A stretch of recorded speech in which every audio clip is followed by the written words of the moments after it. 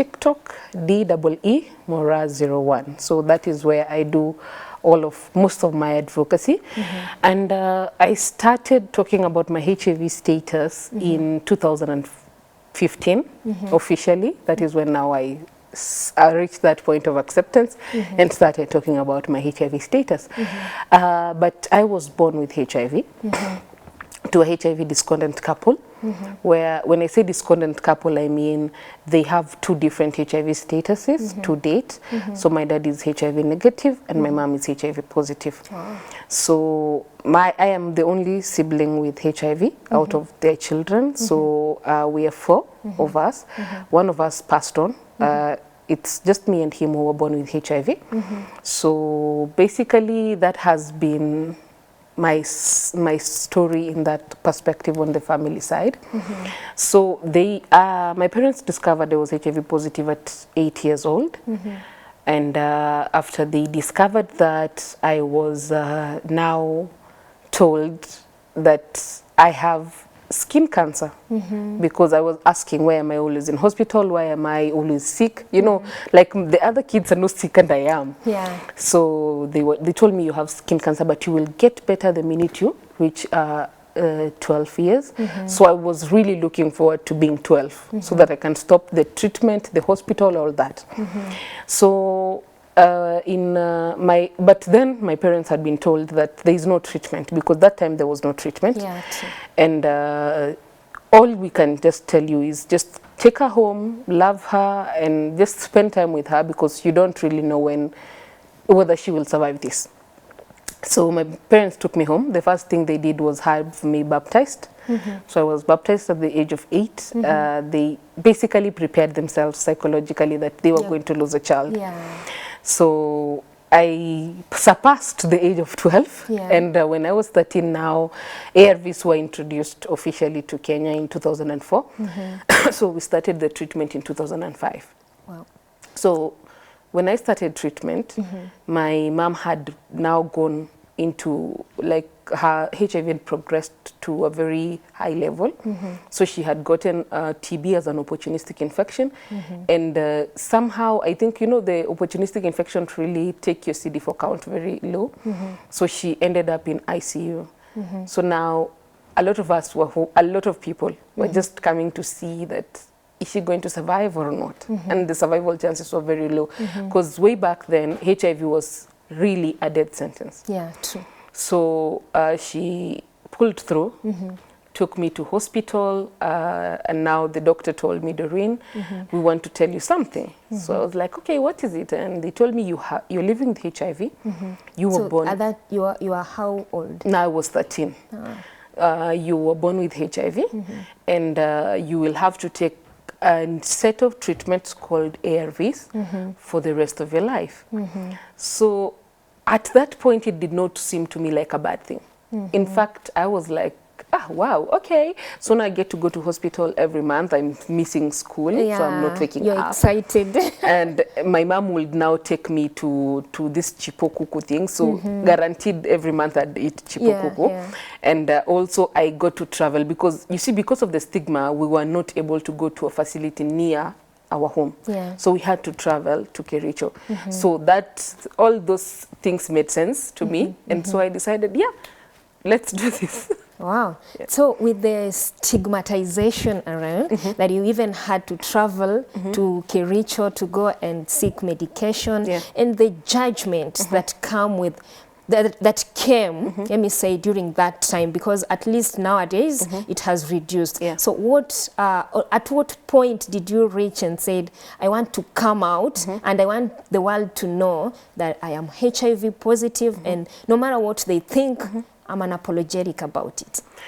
So that was in 2015, but that came before, because I had, when I finished high school, I now faced the realities of stigma. Like, before, you know, my parents were protective and all that, and I'm in school, so nobody in school knows you're HIV positive. So in school, I never really experienced that stigma at all.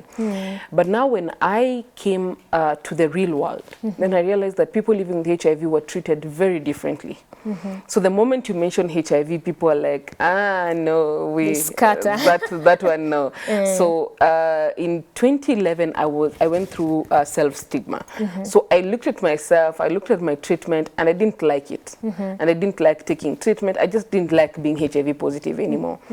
So then it happened that the Babu Loliondo story was trending as well that time. Did you ever travel there? I did. I did. I even convinced my mom. We went together. I told her we were about to become HIV free. So we went all the way to Loliondo, we drank the cup, and we believed we were healed. After that, I stopped taking my medication for 2 years. Wow. So towards the end of the 2 years, I got 3 opportunistic infections because now my viral load had gone very high, and the CD4 count that we had built over the years had just been destroyed because I stopped taking my treatment. So that is now when the wake-up call came in that the people I'm worried about and the fact that they're going to stigmatize me don't even know their HIV status. And I'm over here wondering how they're going to treat me. And you know, the thing is, when you're faced stigma, you always think that everybody is going to stigmatize you, whether they know your status or not. Like, there's something in your mind that just tells you, if they know I have HIV, so it always comes like automatically. So then I said, maybe the issue here is me accepting myself so that I don't project stigma to other people. And that is how I just reached that point of acceptance. So when we went to test people, we were doing some HIV testing in schools. And we spent a whole week in an institution where everybody refused to come get tested. Like, you would think that students don't exist in that school. So we went to their classes now to try and ask them, why don't you come get tested? And some of them will tell you, mi sijafanya kitu. Like there's that. Because they have that perception that there is a way, one particular way HIV spreads. Exactly. So people are like, no, I know, boyfriend. Seen a boyfriend. Actually, nimekuwa single. So you're like, no, we are not telling you to come get tested because you've done anything. We just want you to know, because it's important for you, so that whether you're positive or negative, you get to plan your life, plan yourself, and just see how you can navigate through life. Because whether you're positive or negative does not mean that your life stops at that point. So now when we went back to the office, of course, my boss was like, why not just come and start before you tell people to come get tested, tell them the importance of testing in the first place. I said, maybe that, we can work with that. So I started now, no, at first I was not open to the idea because of the stigma, of course. But then now I wrote an email to a local editor on one of the magazines, and she was like, Doreen, I like your story, we should really do something about it. So I said, okay, fine, that we can work with. So now that is actually how I came out publicly and started talking about my HIV status and started creating awareness about HIV and basically trying to normalize the HIV conversation, because as a country we have an unwillingness, and we have associated HIV with a lot of secrecy, in that anybody who talks about it is like, are you sure you have HIV? Because you're not supposed to be like talking about it openly. So speaking of stigmatization, do you think that ever since you came out, stigmatization in Kenya generally, has it reduced than it was before? Currently, the stigma, you know, with the stigma, it's people's perceptions about something. So way back then it was, I can't shake your hand, I can't share a plate or a spoon with you.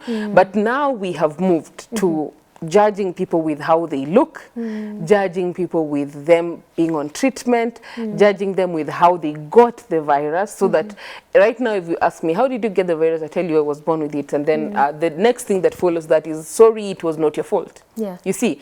But some people even say you were innocent. But it does not mean that a person who got HIV sexually is guilty. What are they guilty of? You see? So basically, the perceptions keep changing because the more more years go by, the more the misconceptions also change in people's minds. So right now people think that if you got HIV a different way, if you acquired it in adulthood, then you were promiscuous and you had too many partners. That is why you got it. But that is not even the point, because we know people who got raped and got HIV. We know people who were just faithful to one partner and they still got infected. So it has nothing to do with how you got it. So the thing is, the stigma has reduced in terms of interaction, but in terms of perceptions, it has not. It hasn't. And so nowadays they say, ukimwi ni kama malaria too. You just take Panadol and you're good to go. You as a person who has been living with HIV for quite some time, is it really the case? No, it's not. The thing is, malaria clears and goes away after maybe a week or two. HIV does not. It stays in your body for the rest of your life. So, and you have to take treatment for the rest of your life. That is why I always tell people, protect yourself. Stop going through life thinking that everybody you meet is HIV negative. Because you don't, as long as you don't know their HIV status, assume that person is positive. You meet a boy today and he tells you, you don't trust me, we can have something. Exactly. So, babe, you don't trust me is not a HIV testing method. It is not. The only way to test somebody is by doing the self-test kit, by self-testing, that is testing yourself at home, doing there's this prick test that is done at VZT. There's also ELISA tests, but that one is now more advanced because it's at the hospital. So the thing is, unless you have tested with this person, you have tested with them and seen the results. Not that of I tested 2 weeks ago and I know myself. No, that is not testing, because what if they're like, if I tell you today I tested 2 weeks ago, will you know that I tested 2 weeks ago? You wouldn't. So until you know the HIV status of your partner, always treat them as if they're HIV positive and prevent yourself. Because sadly, it's not everybody going through life who is living with HIV positively. Most of them, you find the people who are dealing with denial, who are vengeful, and they just want to infect a lot of people. You cannot really tame them because there is nothing to do that. And besides, they're not committing a crime per se, because this is a willing buyer, willing seller. It's only bad if it's sexual abuse. But if it's just a willing buyer, willing seller, you asked each other, baby, you don't trust me, and you were like, okay, she does not look HIV positive. Stop testing people with your eyes, because that is the reason why we have now new HIV infections among young people. And with the increased new HIV infections, our burden with HIV will one day reach a point where it won't be sustainable, and we will not be able to handle it. So it is just advisable that you test your partner, and if you can't, use protection at all times. Okay. So in your in the period that you have been sick, have you ever woken up one morning and you're like, I can't do this anymore? Like, easy ARVs, I'm done. Taking treatment the rest of your life is hard, and I've been on treatment for 16 years so far, so it's hard. I can't lie to you that it's not. It's very hard, and sometimes, some days you wake up and you just take your ARVs normally. Some days you just like, can I just skip for a day? And you know, but the sad thing is, you're always told that this treatment requires you to be adherent at all times, because when you're adherent, you reach a level of HIV called undetectable. Undetectable does not mean you're HIV negative. You're still HIV positive, but you have reduced the level of virus in your body. Because what HIV does when it gets into your body, it basically duplicates itself and becomes stronger than your immune system.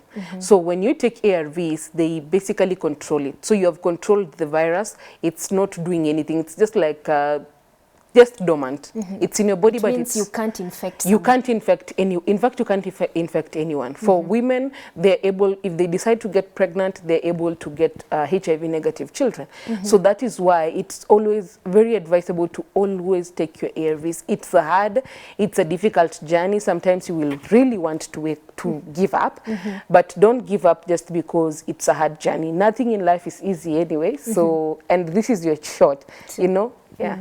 So have you ever, let's talk relationships. Have you ever gotten into a relationship and you feel like this one must work. And for it to work, I'll not disclose my HIV status, because maybe you disclose. Okay, let me reframe the question. Okay. Have you ever disclosed your HIV status to your partner and then it led to you not being together anymore? Yeah, a couple of times. Because you see, the thing is, as a human being, you will find yourself in relationships. Sadly, not everybody is open-minded about dating a HIV positive person. That is why sometimes people even ask, how come your dad is still with your mom and she's living with HIV? So the thing is, there's a time, I even before I came out publicly, I used to disclose to get PT ndio nisiachwe. But sasa shida nini nilikuwa ninawachwa bado. So there's a time now I told someone that I'm living with HIV. Ni ile unatuma text alafu, you know, after you send a risky text, you sasa find the motivation to clean and cook and do all that.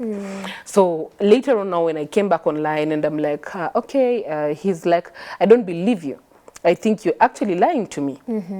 So I told him, what if on when we meet physically, we go and get tested? He was like, okay, fine. I'm good with that. So we went and on a very first date, we drove all the way to Ngong, almost Ngong actually, and then we got tested. And we told the doctor, don't even cancel us. We don't want cancelling. We just want the testing part. So we were tested, of course. And in fact, it was a time when I had stopped taking my treatment. So I knew that I will not even get a false negative result. So it came positive. His came negative. And now when we came back, we were now driving back to the city, the car was quiet. In fact, it's the radio that helped. Otherwise, it was so quiet. It was bad. Like the one where you don't know whether to start this conversation, how to start this conversation. So I was dropped somewhere Apo Halingam kwa shopping center, and I was told, see, I have to do some things at the office. I will definitely give you a call. And I think he forgot to call me. Ama ali change number akata. Ama alibiwa simu. Kama alibiwa simu. Yeah, so that has happened not once or twice. Like the part where you disclose and then the person is, maybe they ghost you and don't tell you anything at all, or they just, yani, there's always that thing. And then there's always those people who don't believe that I actually have HIV. So then they're like, no, I do not believe you. You're just lying so that you can like keep me away. But then there are also people who don't mind. They're like, as in, it's not even an issue. So there's those ones. So it all depends with the person. With the person. Yeah. And so there is this thing, the terms, PrEP and PEP. When does one take PEP and when does one take PrEP? So for PrEP and PEP, PrEP and PEP are both ARVs. Let's start from there. Yeah. Because people think they're not ARVs, but they are actually ARVs. The thing is, they're now taken by HIV negative people. The people who are qualified for them are HIV negative. So you take PEP after exposure. That is, if you had maybe a sexual encounter with a person and then you realized, oh my God, I don't know their HIV status. Or maybe something just tells you, you don't know this person's HIV status and this already happened between the two of you, so please go and get yourself medication. So you go to hospital within 72 hours after that has happened and then you get tested first. Then you're given PEP to take for 28 days. It's a 28-day dose. PrEP is taken before. So nowadays we have, as a society, we have reached a place where people have more than one sexual partner for reasons best known to them. And we can't judge people for doing whatever they choose to do with their lives. So if you have more than one sexual partner, if you are in a discordant relationship, if you are always involved in, if you have taken PEP more than 3 times, in your life, it means that there is something you're doing that just requires you to have constant protection. So because sometimes things happen so fast, the best thing you can do is go get PrEP. So PrEP is pre-exposure prophylaxis. This one is taken before any sexual activity happens for 7 days, because it takes 7 days before it's effective in your body. And then after that, you take it each and every other time. So if in case you have more than one sexual partner and maybe one of them had decided to take you to Dubai and you are now in Dubai with them and you have not been, and they're insisting they're not going to use protection and they're also insisting they're not going to get tested, PrEP is a very recommended HIV prevention method. However, there is also condoms. I advocate more for condoms because they protect more things. You know, PrEP and PEP only protect HIV, just that. But for condoms, they protect STIs, unplanned pregnancies, and HIV. So it's basically like a triple protection thing. And now there is now a new HIV prevention method that is coming up that is long-acting. When I say long-acting, it means it's like a long-lasting HIV prevention method. But this one is specifically for women. It's called the dapivirine ring. It's a ring that is a woman, it's inserted inside a woman, and they stay with it for 28 days.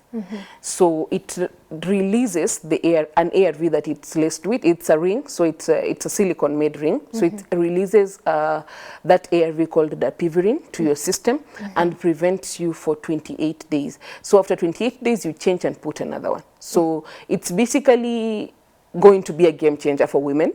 I know that because most time you find that women are not in a position to negotiate for safe sex and for protection. So it's basically going to change the game for women when it comes to new HIV infections. Wow. So we live in a society where before young girls have been fearing pregnancy more than HIV. True. But you find that today teenage pregnancies are flooded all over. So do you think that they reach a time when, with all this happening, can HIV be eradicated?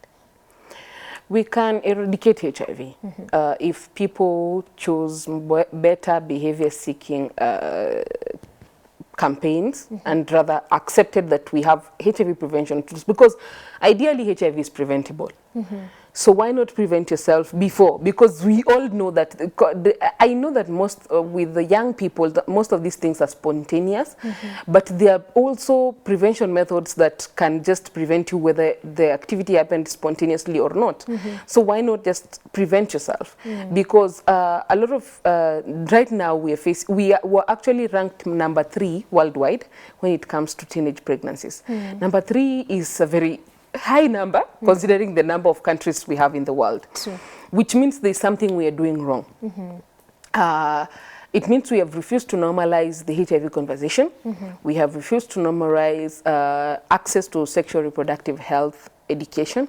We have basically refused to talk to our young people and our teenagers and adolescents because we assume they're too young to comprehend these things. But sadly, we have a 12-year-old who is getting pregnant. It means that we need to wake up and have this conversation as soon as yesterday, because these young girls between the age of 15 to 24 are amounting to half the new HIV infections that are happening. Half of them are pregnant, which means that they might also pass on the pregnancy to the HIV to the child. So you see, it's like a ripple effect. So instead of reducing, it's like one person is infecting 2 people. So we need, as a society, to really champion for HIV prevention and to champion for comprehensive sexual education in schools, so that, because this conversation, if it does not start at school, because at home it's not happening, and at the church it's also not happening. So I think this falls in schools. So the schools also need to take this information up and tell these young kids, this is what is happening. HIV is still real. Otherwise we'll find ourselves with another generation that is now being affected by HIV at an era where we had HIV prevention methods that are available. Yeah. So speaking of having a conversation in schools and in churches, do you think that it's a high time, even when someone passes at his or her funeral, do you think it is a high time that we just called it out like it is, like this person died of HIV? Because when someone dies of cancer, as dire as it is, we are so free and easy to say, so-and-so died of cancer, but HIV has been living with us for quite a very long time, like 40 years, I think. Yeah, 40 years. But still, we cannot just stand out and say and call it the way it is. There was a time when people used to, even during funerals, people were like, they would stand, not necessarily to speak that the person who died of HIV, but they would basically say, like, put out some HIV information to the mourners who have gathered there.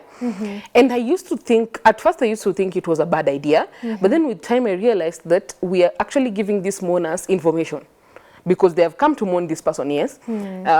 We don't care how they really passed on, but we are also giving you the information that you need in that protect yourself, prevent yourself, and start medication. Yeah, because sorry to cut you short, because there is this retrogressive cultures like inheritance. So if we don't call it out like it is, there is a man somewhere who has known that, who knows. But you see, the thing is, whether the culture exists or not, you know, the sad part about Africa in general, we're a peculiar continent because religion and culture affect us greatly. So and that also becomes an issue when it comes to HIV. And the wife inheritance thing exists a lot in our society, whether we like to accept it or not. So as much as the thing is, what about the confidentiality of the person who died? Maybe nobody knew, and you know, the stigma still exists. So there's also the part of confidentiality, but I feel like if that is the case, and this person maybe died due to AIDS-related illnesses, then maybe bring in a professional during his what is it called, during his burial, his or a burial, and just let them speak to the mourners in that HIV exists, it's in our society. It does not kill, but if you don't take your treatment, then definitely that is where you're headed. So such that you are raising awareness without really throwing the person who died under the bus, and also giving information to these people. But you know, of course, mourners will always read between the lines, but either way, you have passed the message. So we've come to the end of the show, and your parting shot in that camera, I want you to talk to someone who has been affected by HIV or infected. So as we come to an end, my very last sentiments will be, if you're HIV negative, stay negative. HIV is very preventable. You can prevent it. There's so many HIV prevention methods, so stay negative. It's not a cold, it's not malaria, it will not go away. It will stay in your life for the rest of your life because we currently don't have a cure for HIV. If you are HIV positive, it's not the end of life. It means that you're now about to start a life where you have to take your treatment. Does not make you a promiscuous person or less of a human being. You're still the amazing human being you were before you knew your diagnosis. So you are more than your diagnosis. Accept that and take your ARVs faithfully and live your life unapologetically. Wow. Yeah. Thank you for coming. You're welcome. We wish we had more time to just talk about this. Next time. World AIDS Day is coming, so... Yeah, we'll have you back. Yeah. Okay, right. Back to the viewers at home. It is until you listen to someone else's story that you realize that you're better off. Thank you for watching. Kayesu is up next with Girls Talk.